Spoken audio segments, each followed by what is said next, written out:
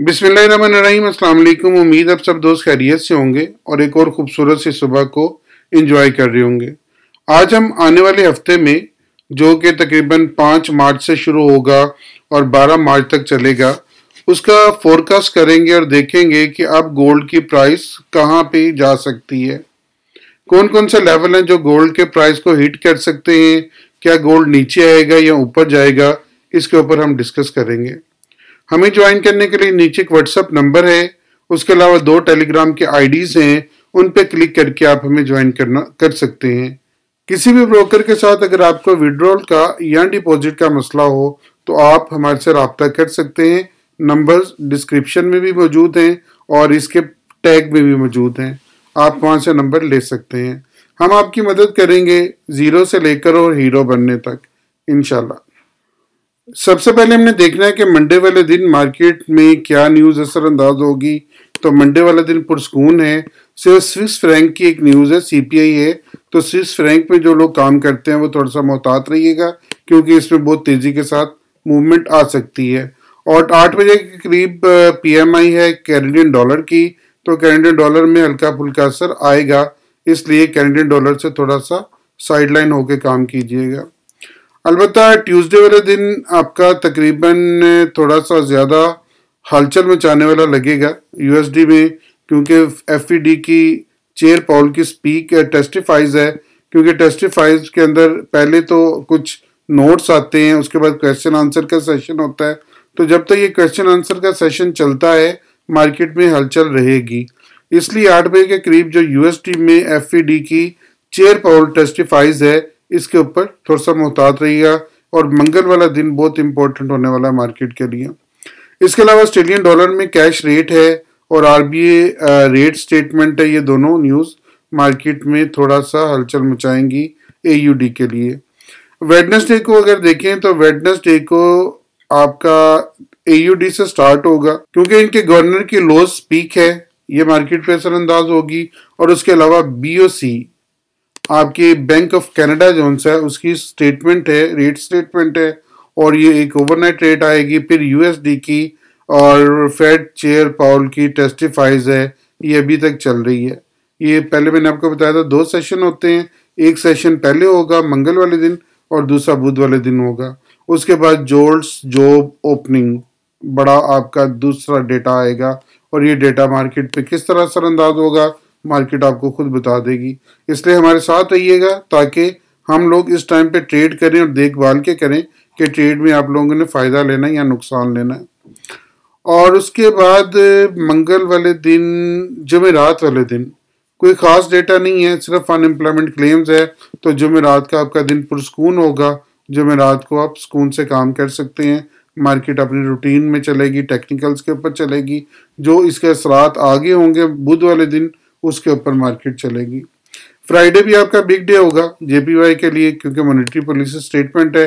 तो bank of Japan जो सा है उसका पॉलिसी रेट भी आना है, तो ये जेपीवाई के लिए एक बड़ा दिन होगा और सारा दिन तकरीबन जेपीवाई में हलचल होती रहेगी। उसके अलावा 6:30 बजे अनएम्प्लॉयमेंट चेंज है, तो कैनेडियन डॉलर और अनएम्प्लॉयमेंट रेट है कैनेडियन डॉलर का, तो ये तेज़ी के साथ मूव करेगा। तो 6:30 बजे फ्राइडे को जो कैनेडियन डॉलर है वो तेज़ी से अप एंड डाउन हो सकता है। उसके बाद सबसे बड़ा डेटा जो आपका जुमे वाले दिन आएगा, तो वो है नॉन फार्म एम्प्लॉयमेंट चेंज, जिसको एनएफसी कहते हैं, एनएफई भी कहते हैं, एनएफसी भी कहते हैं। और ये डेटा जो सा है मार्केट पर ठीक ठाक असरअंदाज होगा। तो जुमे वाले दिन 6:30 बजे ये जो डेटा है पाकिस्तानी स्टैंडर्ड टाइम के मुताबिक, ये जो डेटा है वो मार्केट पे असरअंदाज होगा। और उसके साथ अनएम्प्लॉयमेंट रेट है, ये इतना इफेक्ट नहीं करेगा, क्योंकि नॉन फार्म एम्प्लॉयमेंट का जो डेटा आएगा वो मार्केट पे ज़्यादा असरअंदाज होगा। हमेशा की तरह सबसे पहले देखते हैं गोल्ड को एक नज़र मंथ के ऊपर, कि मंथ के ऊपर गोल्ड क्या व्यू दे रहा है। उसके बाद हम वीक पे चलेंगे। मंथ पे गोल्ड यहाँ पे एक रिवर्सल कैंडल बना रहा है, और अभी तक इसने कंप्लीट कैंडल बनाई है इस एक वीक में। जो पिछला वीक गुजरा है उस पर अभी तक ये मजबूत कैंडल बनाता हुआ जा रहा है। तो यहाँ पे महसूस हो रहा है कि गोल्ड जोन सा है अब यहाँ पे अपनी यहाँ तक या इसके मिडल तक या मिडल से ऊपर तक अपनी करेक्शन मुकम्मल करने जा रहा है। क्योंकि ये वाला जो एक साइन बना हुआ है ये गोल्ड का बेसिकली रिवर्सल साइन है। इससे हो सकता है कि गोल्ड थोड़ा सा नीचे आए, अभी मजीद नीचे आने के चांसेस हैं, लेकिन गोल्ड अब यहाँ पे जहाँ पे इस वक्त मौजूद है, यहाँ से हो सकता है कि मंथली बेस पे गोल्ड अपना थोड़ा सा रिजेक्शन ले और रिजेक्शन लेकर नीचे आए। अब इसको देखते हैं तकरीबन एक वीक और उसके लेवल्स देखते हैं कि कहाँ तक ये जाता है और कहाँ से रिटर्न हो सकता है। उसके बाद फिर थोड़ा सा लॉन्ग इसमें बैठेंगे और अपना इंशाल्लाह प्रॉफिट लेंगे।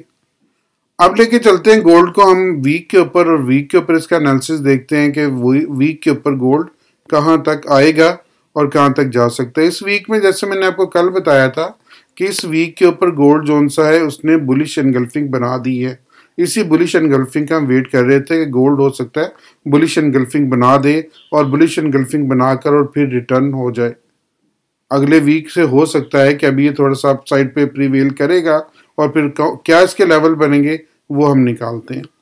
अगर गोल्ड यहीं से ऊपर, ये जो पॉइंट है 1855 का, अगर गोल्ड इससे ऊपर रहता है तो फिर इसके बाद आपके पास पहला चांस 1875 का है कि 1875 तक गोल्ड जा सकता है और उसके बाद 1901 तक गोल्ड जा सकता है या 1900 तक गोल्ड जा सकता है। लेकिन इसके 3 पड़ाव होंगे। अगर गोल्ड यहाँ से ऊपर रहता है तो फिर आपको ऊपर वाली साइड पे ये 1864 और उसके बाद 1875 और फिर 1888 और 1890 ये लेवल दिखा सकता है। तो इसके लिए आपका की पॉइंट जो सा वो 1854 का या 1853 का होगा।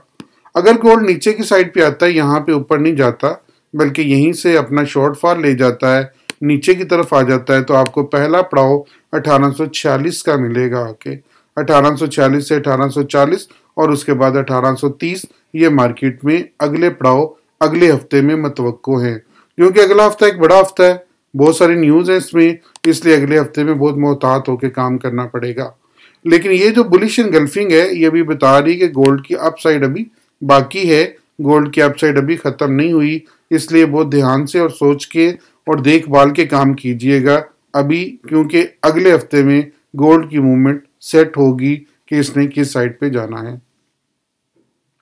ओवरऑल गोल्ड जोन सा है, चूंकि पिछले हफ्ते बुलिश रहा है और इसको बुलिश रहना भी चाहिए था। इसके जो जितने भी इंडिकेटर्स थे वो थोड़े से कूल डाउन होने थे, अब वो कूल डाउन की तरफ जा रहे हैं और कूल डाउन होने के बाद गोल्ड अपनी नेक्स्ट मूवमेंट लेगा। अल्हम्दुलिल्लाह हमारे जितने भी पिछले टारगेट्स हैं वो मैं साथ साथ आपसे शेयर भी करता रहा हूँ, और हमारे जो व्यूज़ हैं क्लाइंट के अब वो भी मैं इंशाल्लाह आपके साथ शेयर करने शुरू करूँगा, ताकि आप लोगों में एक ट्रस्ट का लेवल बढ़े, ताकि हम लोग फेस कर सकें कि आगे आने वाले हालात क्या होंगे और हमने किस तरह ट्रेड करनी है। अपना बहुत ख्याल रखिएगा, दुआओं में ज़रूर याद रखिएगा। मैं आपके लिए बहुत दुआ गो हूँ। अल्लाह ताला आपको बेहतरीन ट्रेड का मौका दे। आमीन।